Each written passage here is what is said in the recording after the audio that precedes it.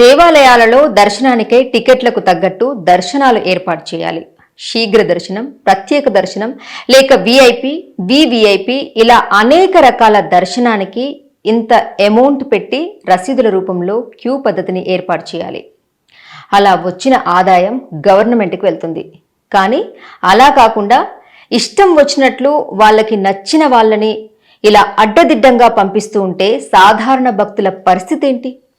ఒక collector, commissioner, రాజకీయవేత్త, జర్నలిస్టులు ఇలా కొన్ని సాధారణ సందర్భాల్లో దర్శనానికి అవకాశం ఇచ్చినా కొంతమేర పర్వాలేదు.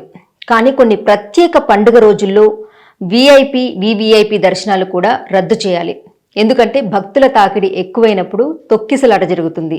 భక్తుల క్షేమం కోసమై పెద్ద పెద్ద గుడిలే ప్రత్యేక దర్శనాన్ని కూడా ఒక్కోసారి రద్దు చేస్తూ ఉంటాయి. అలా చెయ్యాలి కూడా.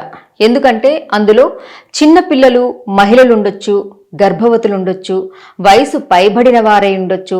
ఇలా గంటల తరబడి లైన్లో నిలబడి నీరసించి కళ్ళు తిరిగి కింద పడి జరగరానిది ఏదైనా జరిగితే దానికి ఎవరు బాధ్యతలు? ఆ గుడికి సంబంధించిన వారిది కాదా? ఇలా గుడిలో రాజకీయాలేంటి?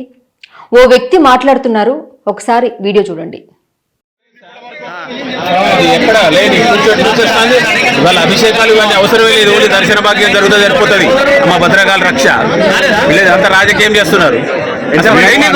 లేదు, గంట అయింది, 1 అవర్ అయింది, అక్కడ టికెట్ అసలే కదలడం లేదు. ఇదేం పద్ధతి?